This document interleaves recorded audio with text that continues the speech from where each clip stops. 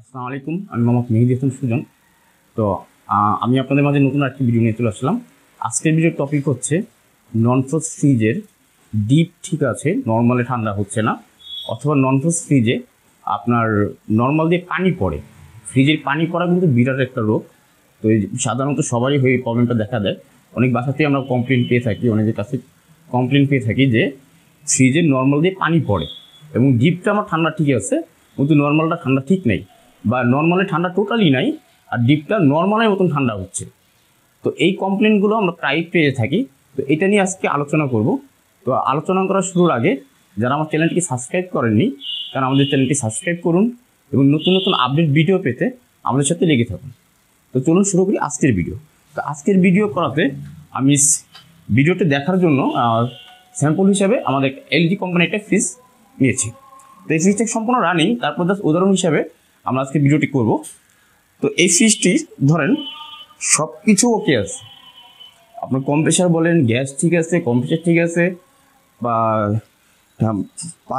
ফ্রিজের সাইডে গরম হচ্ছে কিন্তু ফ্রিজের ডিপে ঠান্ডা ঠিক আছে, নর্মাল ঠান্ডাটা নেই। সেই ক্ষেত্রে কী করণীয়?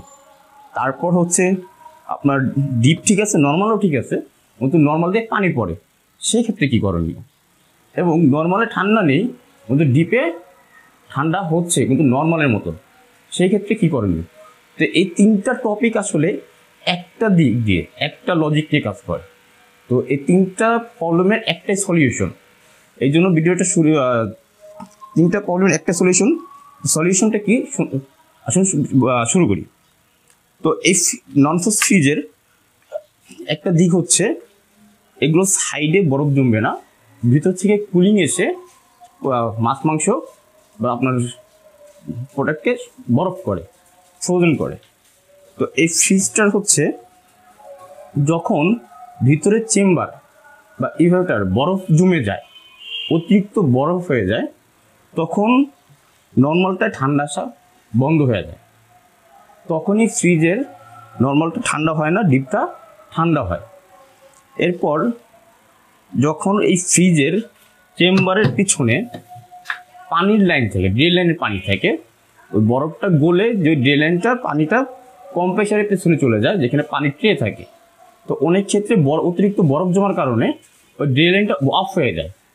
অফ হয়ে গেলে এই পানিটা তখন আর ব্যাক সাইডে যেতে পারে না, তখন ওই পানিটা করে কি এই হাউস ভরে নর্মাল দিয়ে আসে, ফ্রিজের নর্মালের ভেজিটেবল ট্রে দিয়ে পড়ে নিচ দিয়ে।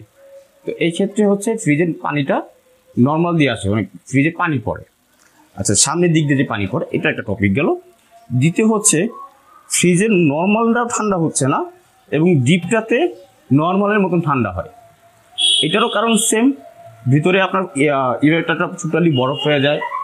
আপনার বরফটা অতিরিক্ত হওয়ার কারণে কুলিং ফ্যানটা আপনার বাতাসটা সামনে নিতে পারে না, বাতাস সার্কুলেশন করতে পারে না কুলিংটা, যার কারণে নর্মালটারও ঠান্ডা চলে যায় এবং ডিপটাতেও হালকা ঠান্ডা হয়। তো এটা কেন হয়? এটা কেন হয় বলতে, এটার বেসিক্যালি কিছু পার্টস আছে।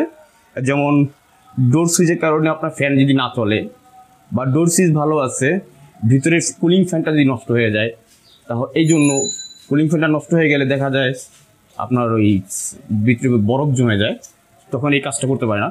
তাছাড়া আমরা ডিফ্রস্টিংয়ের সমস্যা বলি, আমরা একটা ফ্রিজের প্রবলেম বলি, সেটা হচ্ছে ডিফ্রস্টিং। মানে হচ্ছে আপনার ফ্রিজের ফ্রস্টিংয়ের যে সিস্টেমটা সেটা কার্যকর হচ্ছে না।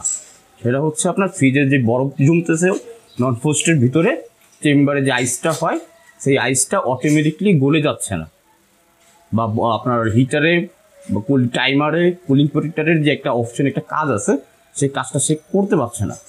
তো সেই কাজটা কি? এটা হচ্ছে একটা টাইমার, নন ফ্রোজ ফ্রিজের একটা টাইমার। এই টাইমারটার কাজ হচ্ছে 7 ঘন্টা বা 8 ঘন্টা পর টাইমিং করে সেই ফ্রিজটাকে অফ করে দিবে, কম্প্রেসারটাকে অফ করে দিবে, কম্প্রেসারের লাইনটাকে ডিসকানেক্ট করে দিবে, কিন্তু ফ্রিজের কানেকশনটা আপনার হিটারে দিবে। সে এইখান থেকে লাইনটা ডিসকানেক্ট করে টাইমারটা দিয়ে দেয় কুলিং প্রোটেক্টরে।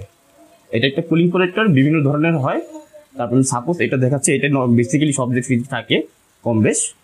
তো এই কুলিং প্রোটেক্টর যখন লাইনটা দেয়, এই কুলিং প্রোটেক্টর হচ্ছে ভিতরে আইস থাকলে, একমাত্র চেম্বারের ভিতরে যদি আইস থাকে তখনই এটা লাইনটা পাবে, লাইনটা শো করবে না। একটা তারের মাথায় টাইমারের একটা লাইন চলে আসে, আরেকটা মাথার লাইনটা তখনই কানেকশন দিবে যদি এটা কোনো বরফের ভিতরে বা ঠান্ডার ভিতরে থাকে, আইসের মধ্যে থাকে। তো আইসের মধ্যে যখন ভিতরে অনেক আইস জমে যায় তখন এটা আরেকটার মাথার যে লাইনটা সেটা দিবে একটা থার্মাল ফিউজে। এরকম একটা ফিউজ থাকে ফ্রিজের ভিতরে, ওই ফিউজটা দিয়ে দেয় একটা মাথায়।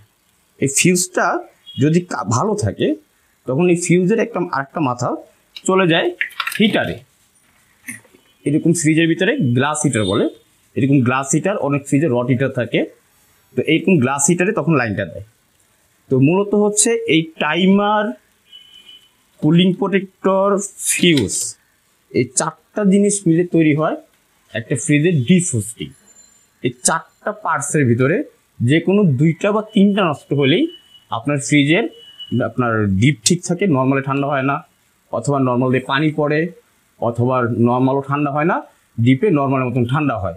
এই 4টা পার্টসের কারণে এই 4টার যে কোনো 2টা বা 3টা নষ্ট হয়। একসাথে তো আর সব নষ্ট হয় না, হয়তো যে কোনো 2টা অথবা যে কোনো একটা অথবা 4টার যে কোনো 2টা নষ্ট হয়।